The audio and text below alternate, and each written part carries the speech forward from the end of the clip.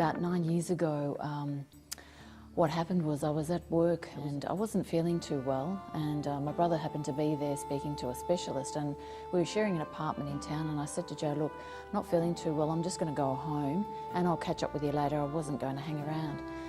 And I went home and I drew a bath thinking I'll be out within 5 minutes, so I put on a bit of water, put the music on, thinking in and out. Whilst I was in the bath, something happened to me that I'll never really forget this. It was like an extreme pain came upon me and I was just bowled over in pain, absolute pain that I nearly blacked out. At that time I remember I was in grave danger because I was in and out of consciousness. I did not know what was going on and I started panicking, but I said, oh God, please help me, please help me. There was nobody around. I was in a security sort of an apartment complex, so no one was there to help me. All of a sudden I just basically said, oh God. The pain subsided just slightly, enough for me to throw myself out of the bath, and I crawled to the phone, which seemed like an eternity to get there, on my hands and knees, just with all of my will, just willing myself to get to the phone, which was only a couple of meters away from the bathroom to the kitchen.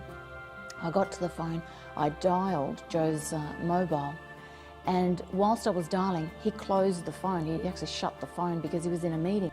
And I said to myself, oh God, please help me, please help me. I hit the redial button. It goes back to his voicemail. I leave a message screaming down the barrel of the phone saying, Joe, Joe, Joe, come home, I'm in extreme pain, I'm in extreme pain. And I slumped to the floor, and I remember seeing the phone just dangling. I just started violently shaking on the ground and vomiting, and it felt like my body was about to explode. And what had happened was I was just cradling myself and rocking myself, saying, God, please help me, Lord, please help me. And within 15 minutes, because later on I pieced everything together, within 15 minutes, what I now know was the Holy Spirit stopped Joe's meeting. That should have been going for 2 hours. Stopped him in his tracks. He got out of the meeting thinking, that was totally embarrassing. The meeting just stopped abruptly. He gets in his car and he knew somebody had called him, so he listens to his voicemail message and it's me. And he's thinking, oh my God, something's happening. So he gets in his car and does 160 down Dynon Road, through red lights, through the speed humps, just all the way home. He parks the car on the curb, leaves it running and races up to the apartment. He was in a panic. He's never heard me in a state like that. He gets up there, and by this time the water had boiled, the steam had enveloped the apartment, the music was going. He walked into a battle zone. He did not know what was going on. By this time I'd covered myself. I was in my room and my head in vomit and just shaking violently. And he said, Mari, Mari, where are you? I said, Joe, Joe. He sees me in the bedroom. I said, please just rush me to the hospital. Rushes me to the hospital. I'm there for about 4 days. The specialist says to me, Mari, I'm afraid I've got bad news for you. You've got stage 4 endometriosis. I said, what's that? She said, it's a little bit like cancer. In fact, it's the beginnings of cancer. I looked at her and within me, I said, this can't be happening to me. But she just clinically gave it to me. She said, bang, bang, bang. This is what we've got to do for you. You've got to go on these powerful drugs. We have to, what it is, it's a condition where it's scar tissue all around your womb. It's fused all your organs together and you're a mess. She said, we can't operate on you. She said, you're one of the worst cases I've seen. And she said to me, you must have had the strength of 10 men to have put up with the pain of stage 1, 2 and 3 that you didn't know that you had stage 4. And I said, look, to be quite honest, I've just focused on work and I didn't focus on me. And she said, get on these powerful drugs and I'll see you back in a month's time. I said, Dr. Duke, is this a cure for me? She said, no. I said, is there a cure? She said, no. We know not a lot about this condition. This was 9 years ago. This is the best course of action that we've got. Get on these powerful drugs. You may experience some side effects, this and that, but it's not a guarantee, and you may end up losing your womb. I just took a stock of everything that was said to me. Every word I just replayed in my mind. I was sitting out in front of the specialist, because I had to go and see the specialist to go and get the drugs to get on them straight away.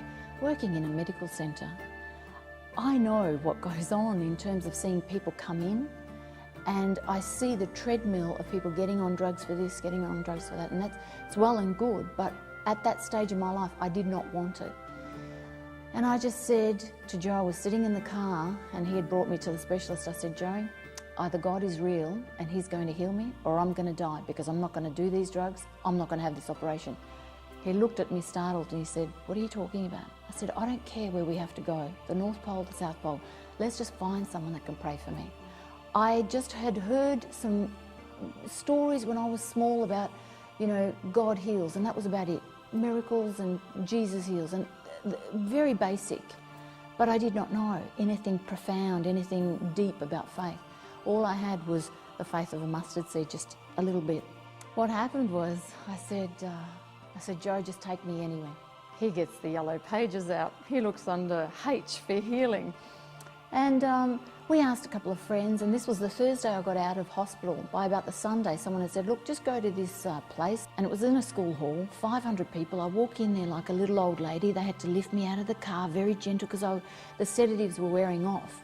And the pain was there, it was dulled, that's all. And I remember walking in and sitting at the back pew, and they had to sort of, be careful to sort of not hurt me and whatever. And my mum's there and Joe's there, my brother.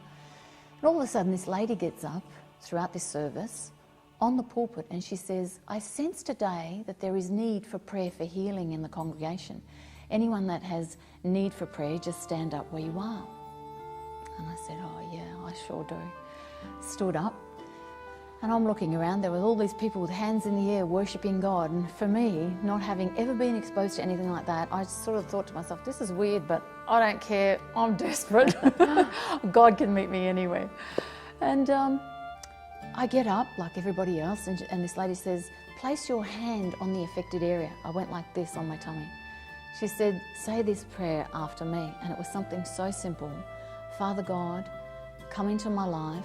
I accept that Jesus died on the cross to take away my sickness and disease, and I place this sickness at the foot of your cross, and I accept my healing in Jesus' name. I said it with all of my being.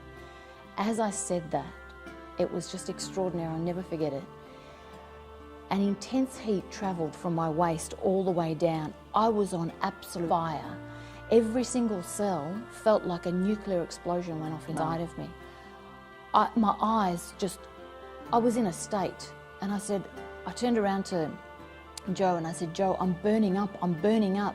He said, what are you talking about? He said, calm down. And I just sort of sat down, just gathered my thoughts, and I thought, my God, what has just happened to me? He had just cleansed me in an instant. I did not know that until the very next day. When I woke up, I was standing in front of the heater and I said, Joe, I feel different this morning. He said, what do you mean? I said, Joe, watch. I started poking my tummy. I started touching my toes. I said, Joe, look, there's absolutely no pain. He's looking at me in absolute astonishment. And he said, what? I said, when I prayed, the Lord healed me. I can only say that I just praise the Lord Jesus Christ for his holy name, for his just wonderful name, that today, 9 years later, coming up in July, nothing, no pain ever since. I never got on the drugs. I never had the operation. No pain ever since.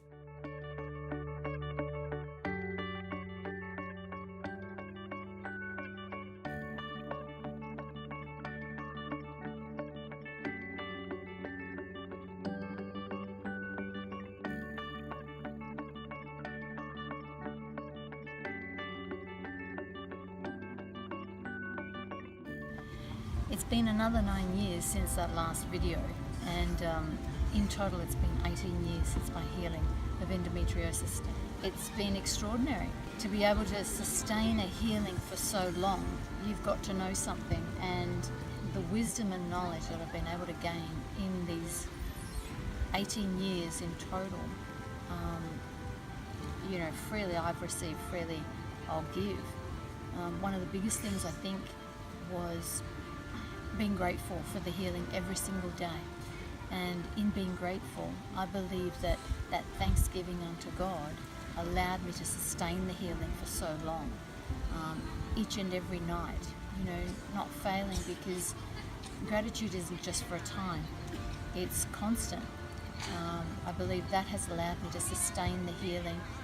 The other thing is something that I've come to understand in all of these years is praying for others and sacrificing yourself for others, staying up late at night, having compassion for others and what they're going through, whether it's family situations, whether it's healing, whatever, in that sacrificial mode of being, your thoughts, your prayers, your time, I believe that has allowed me to retain my healing as well, in a funny way, only because I believe that what you sow, you reap. So if you're sowing love, and it's sacrificial love, you'll receive the benefits of that.